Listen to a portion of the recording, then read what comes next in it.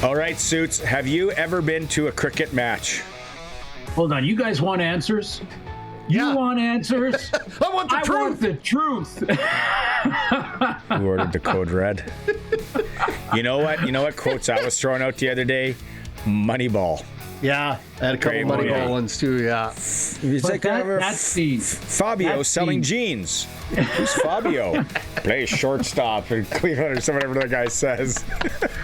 That scene with Jack and Tom Cruise. Mm-hmm. First of all, I think his best movie for Tom Cruise. I mean, how many guys could have played Top Gun, right? I mean, I think you put a good-looking guy in there, he can play the Top Gun pilot. I mean, that movie was about the. So not us. Yeah. Is that what you're saying? Not us. The three of us, we could audition, Sharky. We could audition. We'd be the guys that get shot down early. Yeah, we'd be in that really dark helmet with the you can't really see who the enemy is. It's just a dark black guy and I mean that with his clothing. Yeah. But anyway, great scene though. Great scene. That Jack scene where he goes through his monologue and you can just say thank you and stand a post and you guys started getting Very into cool. that. By the way, let me compliment the entire show because I've been listening for 2 hours now. And with the way that news is going, you sit down and watch the news today.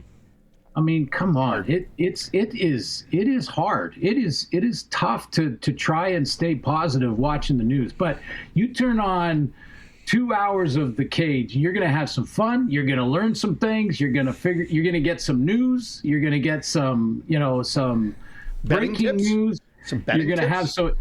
have some betting tips. You're going to have some fun. So I've been locked in all day long here. I feel like I'm being challenged here a bit as an informational program. So on the theme of St. Patrick's Day, Yes. on this day in music history, here's an interesting one. U2 won £500 and a chance to audition for CBS Ireland in a talent contest held in Dublin. The Limerick Civic Week Pop 78 competition was sponsored by the Evening Express and Guinness Harp Lager. 1978, U2 won a talent show on this day. One of my favorite movies and my favorite beer has now been discussed on the show because a Guinness, not after a hockey game. After a hockey game, it's a little heavy. Yeah. But a Guinness, the first time you walk into the pub, little bit of bite in the air, maybe it's kind of fallish. You walk in and you have that Guinness, the first one out of the gate. Maybe play some darts, some pool in the pub. That to me is a good day. That's a good night. Sorry, I'm drooling. Sorry. It's been a long time since I've tried a Guinness. You're doing it today. What? No, because I want to enjoy it. Like what? Just like elk, man, and all your weird stuff that you eat. I'm not digging it. Sorry, I He can't. doesn't eat seafood. What? But Barney, all the new data that's coming out now. Oh, geez, don't give me data, guy. It's saying that alcohol is not necessarily good for you, but Guinness beer is healthy. Okay, I don't know where I read that. I don't Sounds know legit. how. Isn't it equivalent to drinking a loaf of bread? Yeah, and I'm not. You know what, Sharky? I'm not going to dig into it any further. I've got the information that I wanted and needed, which is the Guinness is a good. Healthy. It's good for you, and it's a good beer, and it's sort of like having a meal or even an appetizer. Have your meal, have the appetizer. The appetizer is the Guinness. You settle in. It's a good night. That's the same as that 1940s report they did that smoking was actually good for you. They came out in the 40s. They actually figured that a couple of cigarettes a day were good for you. So, yeah. Well, we've heard that about wine. Of course, in Europe, they live way longer and they drink wine every day. And you go, well, that must be better. So I'm going to stick with that data, too. And the one that confuses me the most, though, back in the day was the egg. First of all, the egg it's taken a lot of abuse, hasn't it? Yeah, then the egg yolk was poison, and you only should eat egg white. And then the egg white became, yeah, whatever, probably shouldn't just do that because the yolk is so important. It's got all the protein. And now I think eggs is one of the superfoods, is it not? So this is going to drive Barney even nuts. I eat a lot of egg whites. I'm going to tell you, when my son and I were over in Europe and we went to the Continental Buffet at the first day of the tournament in Helsinki, and it wasn't spread. And Sweden and Finnish people, I don't know how they're mostly so slim because they love their breads and they love their delicatessen meats or salami and cheese at breakfast, which is fine. And then they had the breakfast stuff, the sausages, and the bacon's never cooked enough. No, you like your bacon crispy. Yeah, and then they had these eggs. Yeah. In Stockholm, the eggs were fine. In Helsinki, I ate the eggs. And it's top 5 grossest things I've ever put in my mouth. And I drank someone's barf once. So I don't eat chicken eggs. That's a story for another time. I'm not even paying attention to that. Yeah. It was an accident. I was 5. I eat duck eggs. Really? You would? Yeah. See, I haven't tried duck eggs. What do they taste like? Frogs, or what do they taste like? No, they're exactly the same. You're going to make me puke, man. They're exactly the same as chicken eggs, but something in chicken eggs does what ground moose does to you, to me. So I can have duck eggs. And it's fantastic. I love them. Well, you guys, I mean, listening to the show today, talking St. Paddy's Day, which other than to say I got a chance because I've been living vicariously through my kids and their careers, and my daughter being in Manhattan for school, in musical theater, I got a chance to be at a St. Paddy's Day in Manhattan. And that is an experience. I don't know if you guys have done that, but get there early, like the night before kind of thing, to see the parade go by, because I don't know how they jam that many people in that small place. But really? Doesn't Chicago have that too? Don't they have Green River? Yeah, they paint the river green. Is that right? Pollute the river green or whatever you want to call it. Yeah, exactly. And Boston, then I heard you guys... let's be honest, Boston would be the best one. Yes, Saudi in Boston? Yeah, it probably would. Yeah. You'd have to keep your head on a swivel. Yeah. Yeah, and then you touched on cricket, which again, I love the one caller who said I'd never had it in my bingo card that we'd be talking about cricket. Brian Munns. But I can't. I can't really help us in that regard because I've never been to one. I've seen it. I've been really intrigued the way they wind up and the velocity of that throw. I'm not even sure if I know the terminology correctly. He's called a hurler. He's called a hurler. That guy. Yes. Okay, that guy. As he hurls it. And what the speed of that is, and trying to make contact with that's interesting to me. But isn't in cricket, isn't that the situation where games can go on for forever, kind of thing? Like how long is the average cricket match or game? I think it's the certain leagues. Nice. Yeah. Sorry, he's not a hurler. He's the bowler. He's the bowler. He's the bowler. Bowler. And then, Kate. So you're trying to take down the sticks in behind. Okay. We're gonna need to learn to play. I believe they're wickets. We need a cricket expert. Okay, let's not split atoms, boys. We're in Regina and we're talking about this. Speaking of which, would the wine a day thing? I feel in Regina to stay alive, it's a big gulp early in the morning.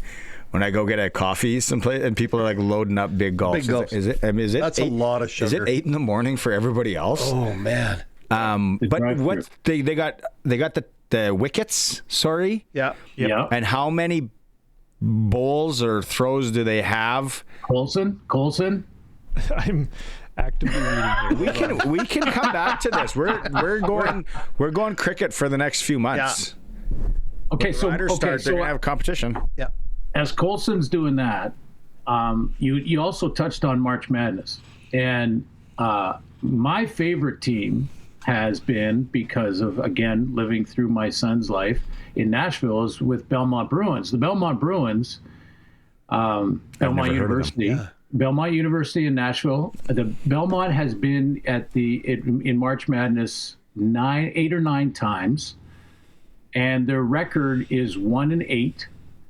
And one of those years was 2015. It's one of the things I know it's not cool to like American people right now, or there's some Americans that we're not supposed to like. And then I don't get it. I know a lot of them, and they're fantastic people, and we're neighbors and we're allies. Yeah.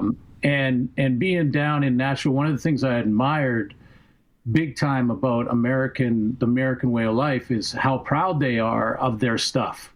And it doesn't matter what it is, they're just really proud of their stuff and their teams. And it doesn't matter if they're millionaires or not millionaires. It doesn't matter if it's the biggest league. It could be college. It could be high school. Whatever it is, it's their stuff. It's their kids. And they love it. And they're all in.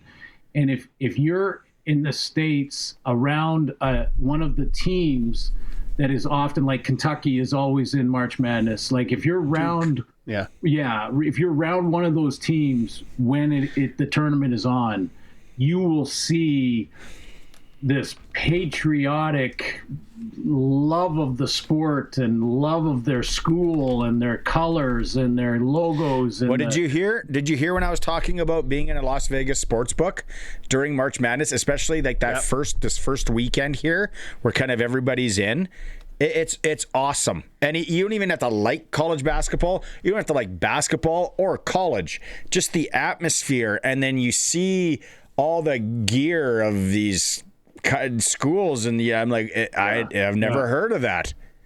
It is cool. I mean, I love just the buy-in. I love that it can be a high school football team that draws 20,000 fans, and these kids are teenagers, and yet they love it. It's their, they have the sign and their jerseys on their front lawns, because they're supporting their local teams, and that's all their sports too. So, baseball's huge down there, as you guys know. So, it was in Nashville during March Madness. They were one and done, the Belmont Bruins, but for those 4 or 5 days, I still have a drawer full of Belmont Bruin hats and T-shirts and sweatshirts and everything. You just have to buy in. You have to be there, and it's cool. Really, it's like Sharky's Mumbai Indians. I'm gonna get a shirt. The Sarnia Legionnaires and the Mumbai Indians. Those are the two teams I'm backing right now. Yeah. No, it's cricket. Did you find out anything about cricket? The rules? Can we go back to that? There's a lot, I can tell you that much. There's parts of it are like kind of like curling, where it's gentlemanly. Does that make sense? Unless you're playing Sweden. Fair enough. Yeah. The pitch is where the bowling happens and the batting happens. Oval. The oval is the whole field. Yeah. Oh, okay. The pitch is like the middle. Yep. So like the infield of a diamond. Yeah. Right. The wicket is consisted of 3 stumps, which are the posts, and 2 bails, which are the 2 little things on top of the stumps. And the bowler is trying to knock those off, and the batsman is trying to hit the ball out of the field, wherever. Is it? No, that's good. No, that's a good start. The next thing we need to find out, does he just keep hurling until he either knocks it off or there's a hit, or is there so many? And then secondly, I love the there's dudes out in the outfield, no gloves, just ripping around trying to catch that thing. Yeah. It's like it was like in high school or like in elementary school back at old King George, where you'd go play ball and everyone brought their gloves except all those guys, and they're trying to get like, well, you guys could be cricket players. Yeah. But what I need to know is, so after it's hit, do they just run to the straightaway and then back? Yeah. So there's actually 2 batters on at the same time, and the one of them tries to hit it, and if he does hit it, you have to run to opposite ends back and forth of the pitch. I'm gonna watch this on YouTube tonight and then be more informed.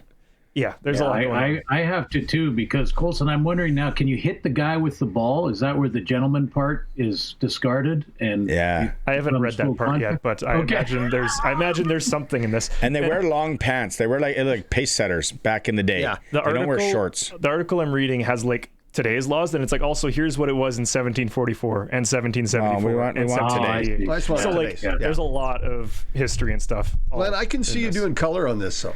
No. I can see you in the Premier League in India. It's only till the end of May, so you can be back for CFL season. Well, let's find out the length of the games because you want to get to that Guinness that's waiting right after your 3-hour event. They take drink breaks. Oh, they take breaks. Oh, there you go. Yeah, there you go. I don't know. It's gonna be 45 with the humidex. It's gonna feel like 59, and the last thing you're gonna want is a beer. It's going to be warm. Yeah, not a Guinness. When you're eating a loaf of bread, as Sharky said, here, I just had a piece of pumpernickel. Now I'm back into the 559 Fahrenheit Celsius. Yes. Okay. So guys, little update. You may have touched on this, and I missed it, but a little update on flag football. Nathan Rourke on the weekend was given permission by Ryan Rigmaiden, the general manager of the BC Lions, was basically given Nathan permission to leave the team if he makes the flag football national team. And it was a interesting dialogue and back and forth going on between the two, because Nathan's response to the fact that, if he could play, and they both, him and his brother, could make that team, and his brother down south right now. And if he said what he has gone and done immediately was sign up for a local senior men's team in Vancouver. In fact, on March 22nd, they're going to play out in Cloverdale. I'm gonna try and get out there if I can, and watch the game. And I'll try and take a little bit of video of it so we can play it on the podcast. If you're not covering cricket, you will be there. Yeah, well, exactly. If I don't have my cricket gig, but yeah. So what I loved about it was, to your point, Barney, that we've talked about many times, is Nathan's response to getting that okay, because they're going to miss some games, right? Like the Lions may play 2 games when the tournament is on. Or flag football. So, you're taking your star quarterback and the MOP of the league off your team for 2 games. That's big. But Rigmaiden has already given permission to do that. The first thing that Nathan said, was, I'm going to sign up so that I can learn the nuance of the game, because playing in the CFL and playing tackle football is different than flag football. And that was his first comment. And then it was, I'm going to sign up with this senior men's team. I'm going to go out and play the game so I can understand the nuance. And I'm going to be ready to try and make the national team on my merit, not on my reputation. I thought, way to say it. Love it. Okay, we're up against the clock here, but there's so much to unpack on that. I can't wait to talk more about it. Sticks and gas, baby. He's getting sticks and gas. Buddy. Yeah, he's when is this throwdown in Kelowna? Is it during May Bowl that they used to have? No, the city team is playing between March and May. May is their final weekend, May 3rd.